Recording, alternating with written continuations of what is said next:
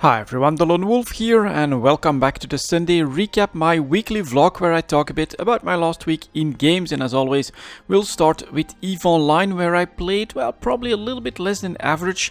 When it comes to EVE Online, I did get some nice exploration runs going, including the one that you guys already saw on the latest video about exploration. And well, the rewards, it can differ quite a lot from day to day. Sometimes the very first site you find drops 100+ million, and sometimes you roam around for a whole hour and you don't find anything of value.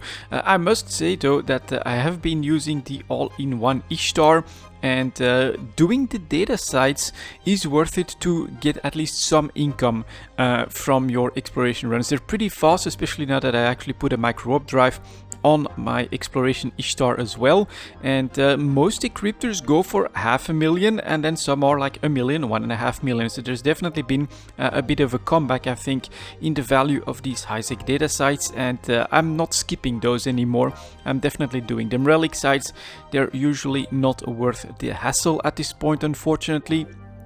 Yeah, just adding those data sites to my rounds and to my focus, it means that I at least come back with something when I do a longer or a bigger round of exploration. So that's been going pretty well. Of course, we've been keeping up with the PI market too.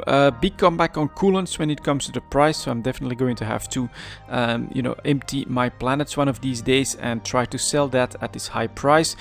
Most of the others are slowly recovering, but still below average, so I'm not really sure if there's any need to go fast on those. And then of course the blueprint copy business, I am experimenting with expanding the library. At the moment we are going for some carrier BPCs and some freighter BPCs, which actually take a long time to produce as well, and we'll have to see what kind of value we can get out of those. But yeah, thanks to a very generous gift from a player, I got a massive library to experiment with, and so the blueprint copy business is now alive and well. It does mean that every single slot is taken, and that I can't really do like a pack of for an Orcas or a pack for a structure or anything like that at the moment.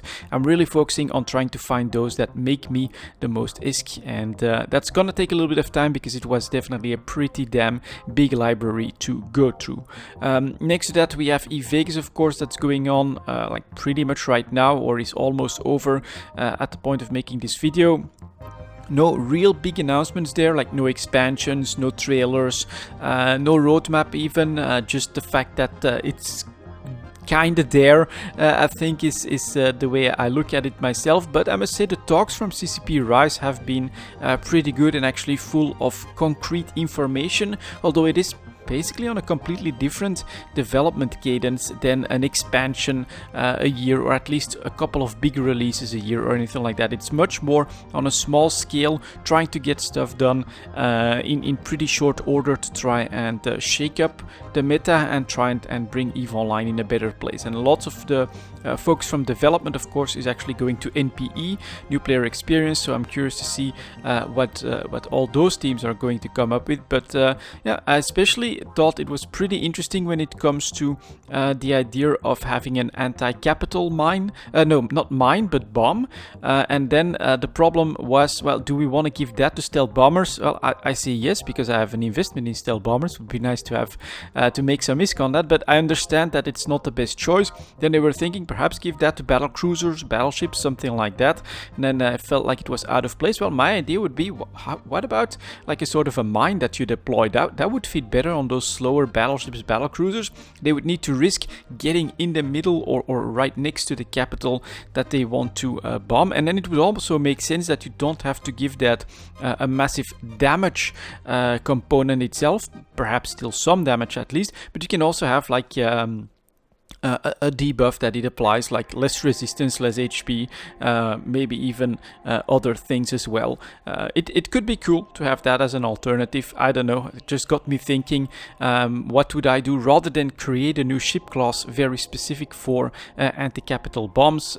Perhaps something like a mine could be a cool concept where it has no velocity. You fly there and then you drop it, rather than having to have velocity and then launch something in a certain direction that then blows up after a certain amount of time. And it could still be defended against with smart bombs and things like that, but might also need a little bit of traveling or a specific ship to counter it. So yeah, that was my first thought when I heard and saw the idea from CCP Rise about the anti-capital bomb. It is true that potentially if it's pure damage, there could be some overpoweredness in other areas of the game as well, of course. So we'll see how all of that works out, of course. I am excited to see what CCP is going to bring in short order at that faster cadence, what they can manage to do, because, well, the Chaos era was going to be full of chaos and changes, and, well, we really didn't get that many of them.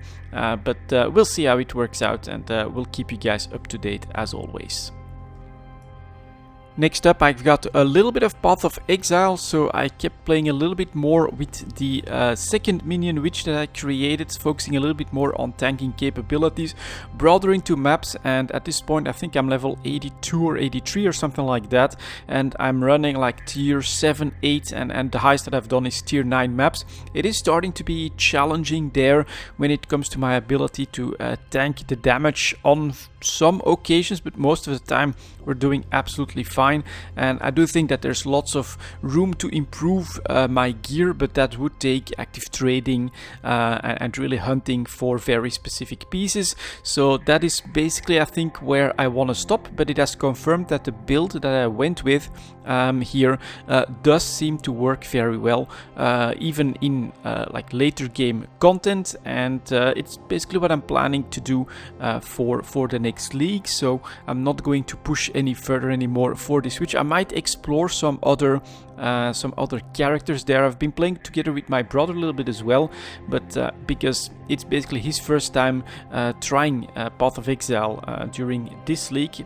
He's so much newer to the game that I mostly at this point leave him exploring the game on his own at his own pace, because it's not really very helpful if like a super overpowered character just comes in and he just has to follow. That's not really that fun. So we're finding the balance between me trying to teach him what I know about Path of Exile and the fun in it, us planning for the next league, because there we do want to get in on day one together with two characters that we want to focus on, but also giving him the room to still have fun, of course, with the game and to explore everything as at his own pace, because that's how you remember stuff a lot better, of course, is if you've learned it by yourself rather than just being shown what it's all about. And so that's basically something that we started off a couple of weeks. We did a character together, but a totem character, and it turns out that he's really not into my playstyle. He prefers like a shadow. Right now he's got a shadow with Cobra Lash, which he brought to like level 50 plus already,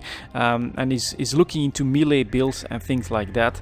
So, well, we have different tastes, and that's all normal, of course. So we'll see how it works out. But for now, yeah, Path of Exile, I spend a little bit more time there just trying to test out my idea for the witch, and it's been going pretty well, but I think I'm ready to tone it down at this point and to just wait for the big announcements from GGG and see when the next league starts, and then get going, including the right loot filter, including looking into trading and focusing on a single character. I think this is like my 4th character now that I brought into the level 80s for this league. So if I would have condensed all of that in one character and then added a little bit of trading, I think I would have been very much close to like end game and things like that.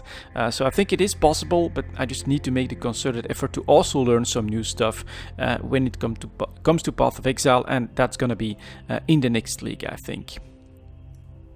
And then finally, I also played a little bit more Dota Underlords, because I saw posts about a big update, and then all of a sudden I launched the game, and there it is. There is a big update with quite a few changes. So new synergies, new units, also like a jail. So every day there's characters that are being taken out of the pool, and then of course there's like the Underlords themselves, which actually become units on the board. That is really cool.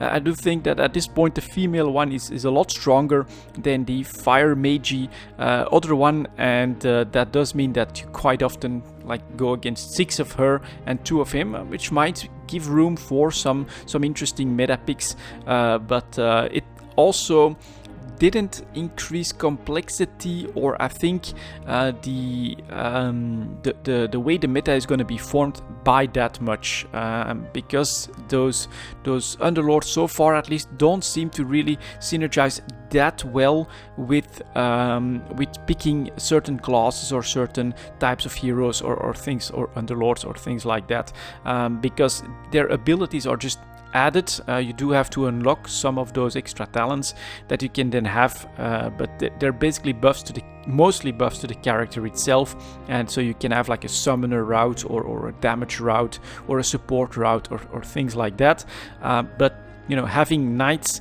with a certain Underlord doesn't give that big of a bonus. So overall, yeah, it is still very much focused on getting some of the more powerful synergies. I think that Warriors and Brutes now was a pretty powerful synergy. Going full healer is something that worked really well as well. Assassin Elusive is still kind of strong. Mages are still kind of struggling in my opinion.